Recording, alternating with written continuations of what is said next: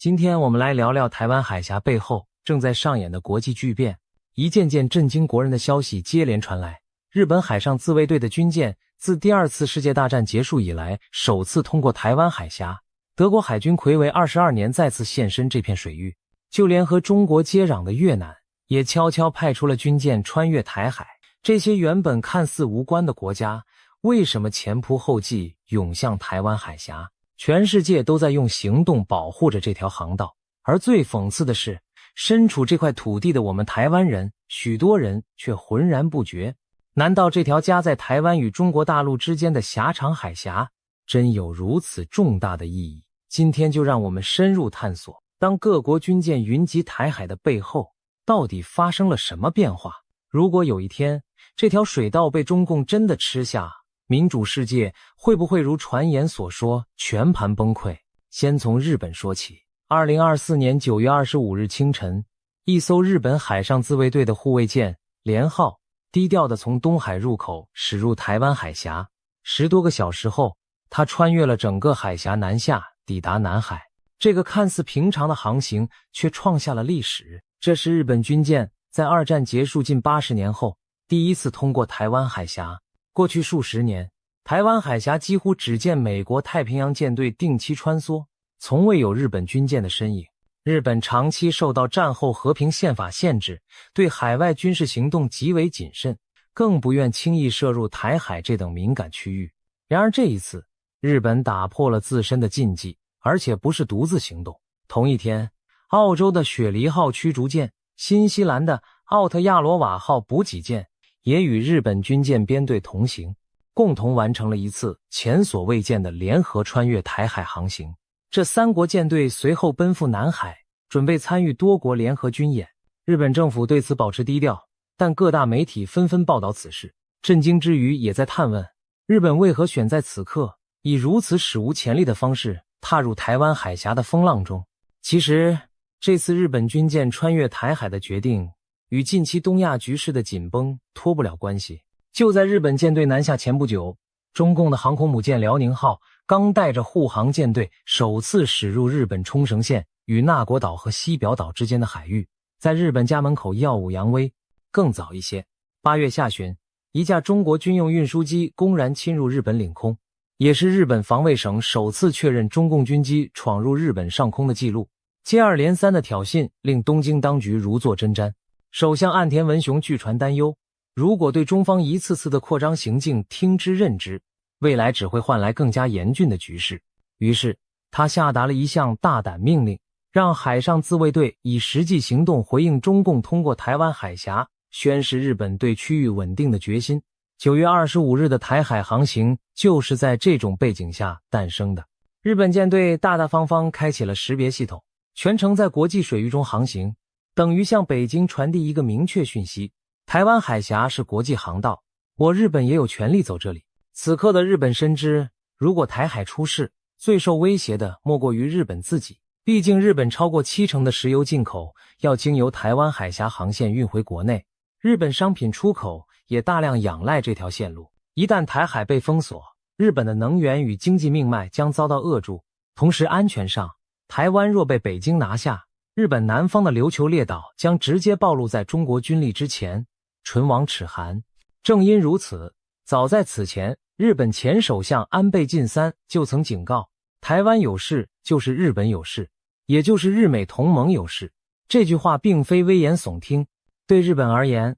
护卫台湾海峡的航行自由，不但是在守护远方的台湾，也是守护自己国家的生存线。再来看看大洋彼岸的德国，同样是在2024年，德国破天荒地派出2艘军舰驶入台湾海峡。9月13日，德国海军的新锐巡防舰巴登福腾堡号连同大型补给舰法兰克福号自南向北通过了台海中线以西的国际水域。这是德国海军相隔22年后再度现身台湾海峡，上一次还是21世纪初的一次例行航行。此后德国便远离了这片敏感水域，甚至就在3年前，德国曾首派巡防舰巴伐利亚号前往印太执行任务，但返航时刻意绕开台湾海峡，改从台湾东部公海绕行，以免刺激北京。然而短短几年态度批变，2024年的德国选择直接大摇大摆地穿越台海，不再闪避。究其原因，欧洲人也在迅速觉醒，他们渐渐认识到台海安全对全球利益攸关，绝不能任由威权国家单方面改变现状。试想，远在欧洲心脏地带的德国为什么要关注亚太一隅的海峡？这背后有经济利益的考量，更有价值观与国际秩序的责任。首先，台湾海峡是欧洲连接东亚的海上枢纽，德国是出口大国，它的汽车、机械、化工产品大量销往亚洲市场，同时德国工业也仰赖东亚供应链。欧洲与东亚之间最便捷的航路就是经由马六甲海峡，穿过南海，再经台湾海峡进入东海和日本海。如果台湾海峡不再自由通行，欧洲的货轮就得绕到菲律宾以东或其他路线，航程远长于今，成本骤增。更别提一旦台海因战事中断，欧洲将面临物资断裂、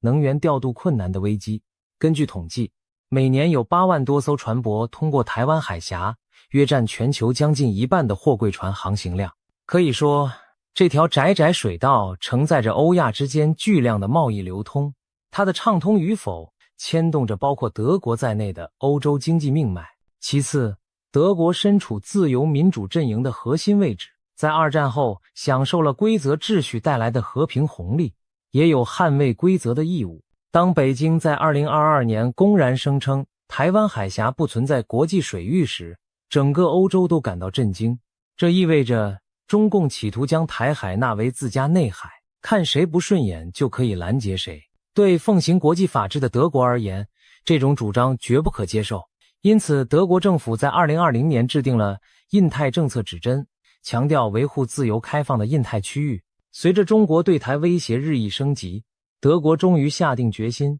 以实际航行来表明态度。他们承认并行使台海的自由航行权，不会因北京的强势而退缩。当德国国防部长被问及此次航经台海是否存心挑衅中国时，他回答得理直气壮：国际水域就是国际水域，台湾海峡是最短且安全的航线，所以我们选择通过这里。一句话道破天机，德国只是正常航行，丝毫不觉得需要绕路给谁面子。这种强硬且平实的表态，反映出今日欧洲对中共扩张的警惕和反感。更何况，地缘政治的风云让欧洲不能再作壁上观，俄罗斯入侵乌克兰的前车之鉴，让欧洲国家深知绥靖独裁者的后果只会养虎为患。如果今天台湾海峡失守，明天的国际规则将荡然无存，远在欧洲的和平也将不再有保障。不光是日本和德国，事实上，近年来加入台海护航行列的国家数量之多，前所未见。英国在2021年派出最新的航空母舰打击群前往远东，虽未直接通过台湾海峡，但也在周边海域高调巡弋，展现对区域安全的关注。随后，英国海军更常态部署了2艘巡防舰在印太活动，其中之一在2023年曾低调航经台海。法国则早在2019年就派出军舰穿越过台湾海峡，当时引来中方不满抗议。2023年4月，当解放军在台海周边进行环台军演时，一艘法国护卫舰选择直接从台湾海峡通过。法国人以行动表明了不畏强权，我行我素。加拿大自发布印太战略以来，更是积极投入区域巡航。自2022年底至今，加拿大军舰已经第4度驶经台海，几乎形成常态。澳洲作为印太邻国，亦多次派舰与美军或盟友一起过航台海，其中有时选择低调不宣传，但也在用实际行动维持这条国际水道的开放。今年更令人意外的是，一些平常和台湾关系不那么紧密，甚至与北京友好度较高的国家也开始现身台海。2023年5月，荷兰海军特隆普号巡防舰自越南出发，由南向北穿越台湾海峡，成为该国近年少有的壮举。同年，土耳其亦派遣舰艇航经此处，让人见识到北约盟国的团结。连一向低调的东南亚小国新加坡，也有军舰编队被发现在台海航行。这些来自五湖四海的传奇，在台湾海峡狭路相逢，磅礴一场民主国家的大集结，颇有风萧萧兮易水寒，壮士一去兮不复返的悲壮意味。当如此多国不约而同选择挺身而出，可以想见，在全球地缘版图上，台湾海峡已经不再只是台湾与中国之间的地方问题，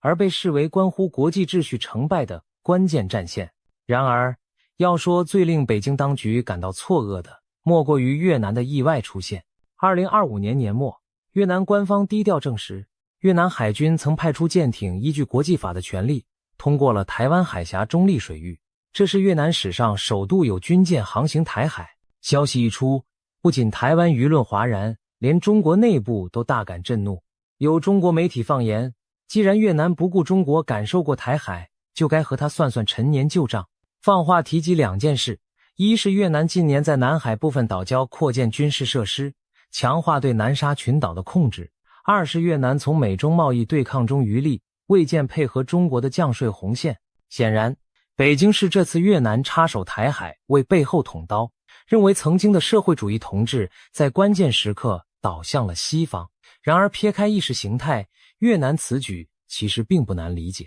身为中国南部的邻国，越南对中共的戒心由来已久，两国有过流血的边境战争，南海领土争端至今剑拔弩张。如果中共真在台湾海峡一家独大，进而掌控整条第一岛链，那么南海的话语权，越南将更难与之抗衡。越南深知，一旦让北京把台海变成自家后院，所谓南海航行自由，也只会成为一句空话。因此，越南选择以极低调的方式表明态度。今年底，日本防卫省发布的监测通报悄悄披露，有一艘越南海军护卫舰在12月中旬从南向北穿越了台湾海峡中段。越南官方最初并未张扬此事，但在消息传开后对外界回应强调，这只是根据1982年联合国海洋法公约所赋予的航行与过境自由权利，属于正常的国际航行活动。言下之意，台湾海峡是各国都能走的公共水道，越南并非针对中国，而是行使正当权利。但这番只是正常经过的解释，比任何激烈言辞都更让北京难堪，因为连平日和自己交好的越南都用实际行动戳破了台湾海峡属于中国内海的迷思。台湾舆论对此也感到意外又振奋。今年以来，已有美国、英国、法国、加拿大、日本、澳洲、新西兰等7国盟友军舰先后12次穿越台海，如今再加上越南这第8国，象征着自由阵营与区域国家几乎空前地形成某种共识。越南的加入标志着抗衡北京扩张的统一战线已经扩展到连华语圈、共产圈国家都愿意参与。面对这股潮流，中共除了口头抗议与派出军机、军舰对周边骚扰外，似乎也一时毫无他法。毕竟要同时恐吓这么多国家并不现实，如果粗暴升高军事冲突，只会逼得更多国家团结起来对抗自己。在越南军舰过境当天，中共虽一度出动30多架次军机和7艘军舰在台海周边警巡，但终究没有阻拦越南船只的通行，这场面很耐人寻味。北京当局口口声声痛批别国，以航行自由之名行挑衅之实，却又不敢真的对越南舰艇怎么样，因为他也清楚，在国际法理上，台湾海峡并非他的内水，他没有法理依据阻止任何正常通过的船舰。看到这里，我们不禁要问，究竟是什么原因让如此多国家不远千里，甘冒得罪北京的风险，也要来台湾海峡刷存在感？他们真的是在保护台海的和平，还是另有所图？答案其实并不复杂，概括起来，主要有以下几个关键因素。第一，中共在台海不断升高军事威胁，逼得各国不得不表态行动。近年来，台海局势之紧张，可以说是冷战结束以来前所未见。自2020年以来，中共军机扰台的架次年年翻升，从1年的数百架次暴增到上千架次，不断闯越海峡中线，甚至绕台飞行。2022年佩洛西访台后，北京更以实弹军演围封台湾回应，多枚导弹飞越台湾上空，公然将演习区域划到临近日本与菲律宾的海域。中共还单方面宣布台湾海峡不存在国际水域，试图否定过去各国在此自由航行的默契。一系列动作让国际社会高度警觉，北京正试图改变台海现状，为未来可能的武力犯台做准备。特别是香港沦陷的剧本就在眼前上演过，中共撕毁一国两制承诺，强推国安法，彻底掌控了香港，让世界认清中共说一套做一套。一旦台湾重蹈香港覆辙，后果将远远不止于台湾本身，而是撼动整个亚太的自由版图。因此，许多民主国家决定不能再做事，他们透过军舰过境、联合军演等方式，对北京进行战略下阻，告诉中共不要轻举妄动。台湾问题已不再是他与台湾之间的私事，而是攸关国际和平的红线。如果说过去美军第7舰队独自肩负在台海挺身的重任，如今越来越多盟友选择站到美国身旁，共同向北京亮剑。这种多国协同行动的规模，是对中共的一种无声警告，任何挑衅台海现状的企图，都将面对全球性的围堵和反制。对比之下，解放军虽军力日益强大，但若同时与美、日、澳、英、法、加等众多国对阵，其压力与风险也不容小觑。因此，国际舰队频繁出现在台海，也是在告诉北京不要低估了民主阵营捍卫台海的意志。第二，台湾海峡对全球经济贸易的重要性，使各国不敢让其落入单一强权手中。从地理上看，台湾海峡位于西太平洋枢纽，连通着北边的东海与南边的南海，是东亚与东南亚乃至欧洲、中东之间的海上高速公路。它西侧是中国大陆和东南亚，东侧是台湾本岛，并远接日本琉球群岛。整条海峡南北长约300多公里，最窄处宽度仅120多公里，但每年有数以万计的船只川流不息。全球化时代，这条航道的重要性甚至可与苏伊士运河、马六甲海峡比肩。它是亚洲制造业产品运往欧美的捷径，也是中东能源运抵东亚的生命线。前面提到，日本70%石油要走台海，日本出口货物也高度依赖台海航路。其实不止日本，南韩、台湾自己以及东南亚诸国，进出口贸易很多都要经由台湾海峡转运。如果绕开台海，船舶可能得选择走菲律宾和太平洋之间的巴士海峡，甚至更远，路程和时间成本大增。以目前数据估算，全世界有大约50%的货柜船会通过台湾海峡，其中超大型的货轮有将近90%都习惯走这里，因为台海水深可达70公尺，足够任何吨位的商船安全通过，而且路径笔直好走，风险低于绕道菲律宾群岛的狭窄水道。一旦台湾海峡不再自由，比如中国若对台动武封锁海峡，全球经贸将立刻受到巨大冲击，亚洲工厂的货物无法顺利送达欧美市场，欧美的能源、粮食等供给也无法顺利运抵亚洲，供应链中断将导致商品短缺，物价飞涨，工厂停工，全球经济可能陷入衰退。更严重的是，现代产业许多环节采即时生产模式，海运稍有阻滞就会影响接续制造。如果台海被长期封锁，许多产业链将陷入瘫痪状态。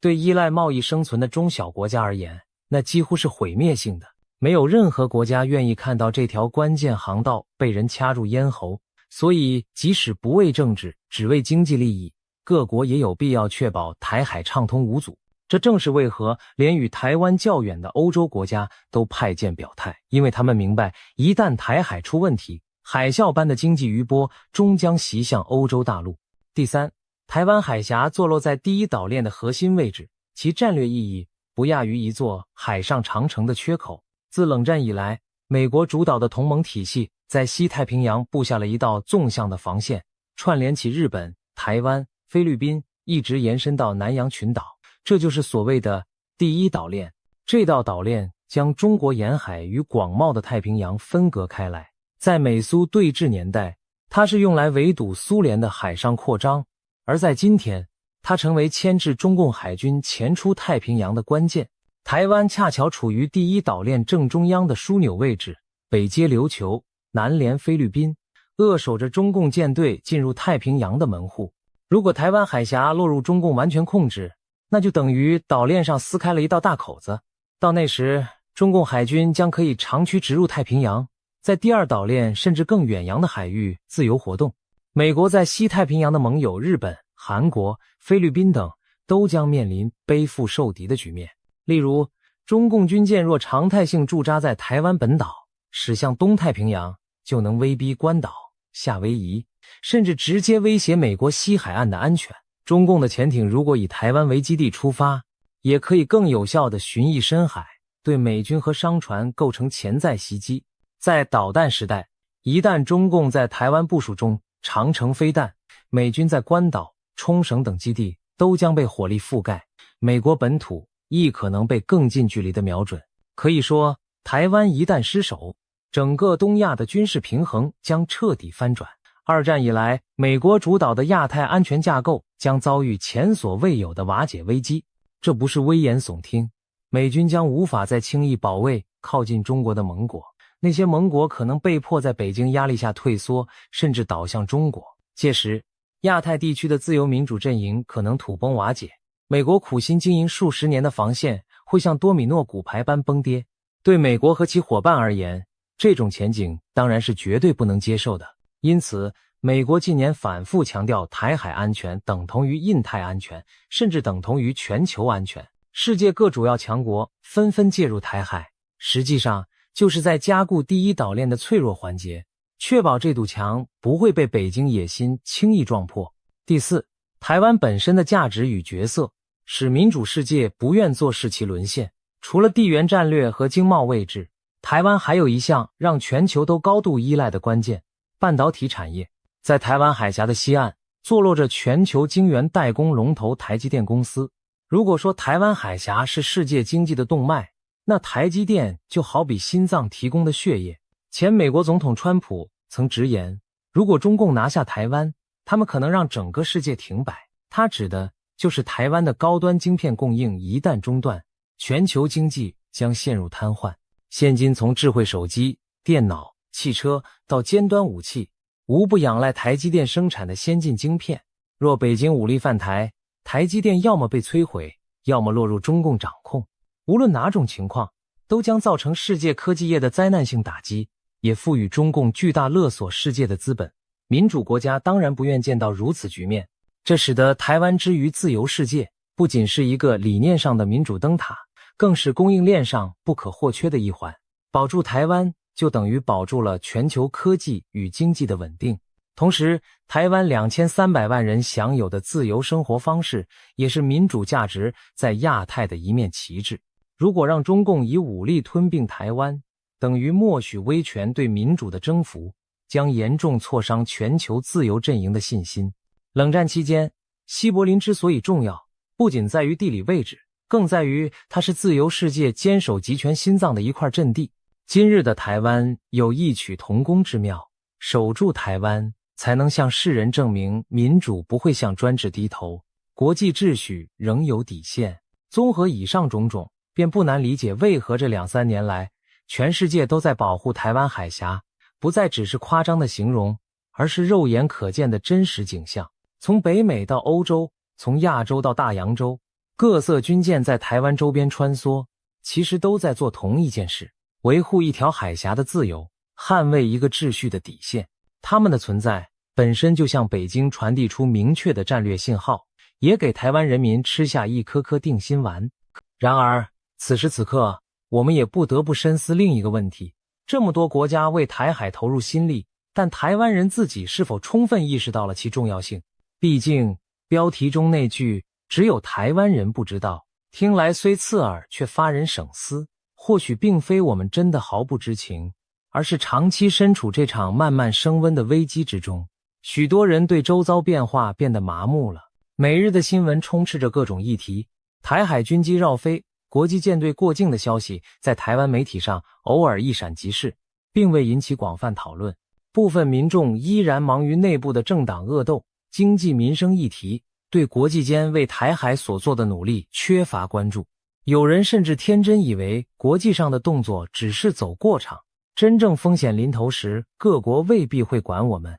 然而，当我们细数这几年发生的一切，不难发现国际社会对台海局势的重视程度已经今非昔比。他们没有等战争爆发才来声援，而是在和平尚存时就开始布局，以防止最坏的情境出现。从美日欧盟的高层会议不断提及台海稳定，到各国国会通过友台法案，再到军舰战机的实际巡弋，全世界用前所未有的力度在支持台湾守护这条海峡的现状。这种国际趋势，台湾社会绝对不能再漠视。我们理当更清楚地认识到，台湾并不孤单，台湾海峡的自由也不只关乎我们自己，而是牵连着无数国家的利益与价值。设想最极端的场景，如果有一天，中共不顾一切对台湾发动武力进犯，或以封锁方式吃下整条海峡，世界将会变成什么样子？也许战争初期，某些国家会犹豫观望，但当台海这条动脉被卡住，立刻就会有人坐不住。石油运不进来了，工厂原料断供，欧洲的货架开始缺货，日本的电力供应亮起红灯，东南亚的港口堆满滞留货柜，全球经济像上了紧箍咒，苦不堪言。那时候，美国也好，欧洲也罢，别说经济受创，在战略上更将陷入被动。美军太平洋舰队若要增援亚洲盟友，前有解放军占据台湾要冲，后有国内舆论催促保住威信，多线压力下只能选择强势介入，台海将不再是局部事端，而很可能引爆第3次世界大战级别的灾难。民主世界引以为傲的全球化秩序将土崩瓦解，多年来建立的安全同盟和国际合作体系也将面临重组甚至崩溃。别忘了，中共在政治上也将收获一颗震慑弹，若真以武力征服台湾而没有付出灭顶代价，其他专制国家将大受鼓舞，仿效者接踵而至，扩张侵略成为新常态。到那个地步，民主世界全完蛋，或许有些夸张，但自由民主的价值确实将遭遇空前沉重的打击，人类将踏入一个弱肉强食的新黑暗时代。这绝非危言耸听，正如1930年代绥靖希特勒的苦果，是整整几千万人的生命逝去换来的教训。庆幸的是，历史不一定要重演悲剧。目前看来，民主国家正以前所未有的团结与早慧来面对台海危机。他们没有等到战争打响才临阵磨枪，而是在战云酝酿时就开始部署防线。台湾海峡俨然已成为当今世界自由与专制角力的分水岭，一边是试图改变现状的中共政权，另一边则是形形色色、文化制度各异但信守国际规则的国家。令人感动的是，这些国家并非因台湾有多大影响力才出手相助，而是看重维护普世价值与共同利益。面对共同的威胁，他们选择站在一起，哪怕要付出经济代价，冒着外交风险也在所不惜。对台湾而言，这无疑是一股强大的后盾。我们更应该思考自己能做什么来守住这道防线。国际社会再怎么声援，台湾人首先要有自救的决心和行动。我们必须正视中共的野心，不可再存侥幸心理，积极强化自我防卫，同时善用国际支持，壮大自身的筹码。唯有我们自己站得稳，盟友们的支援才有意义。总而言之，今天的台湾海峡早已不只是地图上那条狭长的水域，更是自由世界与威权势力对峙的一条生命线。各国军舰悬挂的旗帜在此汇聚，映照出人类社会对和平与正义的共同追求。或许有些台湾人还没意识到自己所处的位置是多么关键，关键到全世界都为之紧张，为之不防。我们没有理由再淡漠无知，也不应该再自怨自艾。当全世界都在保护台湾海峡的时候，身为当事人的我们更要勇敢地担起保护自己的责任。这条海峡连结的不仅是两岸的地理，更连结着未来世界的走向。让我们珍惜这得来不易的国际支持，睁大眼睛看清局势，坚定站在历史正确的一边。如此一来，无论中共如何施压，都吞不下这条海峡，民主世界也绝不会像多米诺骨牌般轰然倒下，而是将在台湾海峡的风雨中淬炼出更新更牢固的团结。最后，希望有一天，我们回顾这段历史时，可以骄傲地说，台湾海峡守住了，自由文明守住了。我们没有辜负全球伙伴的挺身相助，也没有辜负我们自己。这才是对那些默默在远方为我们站岗的盟友们最好的回报。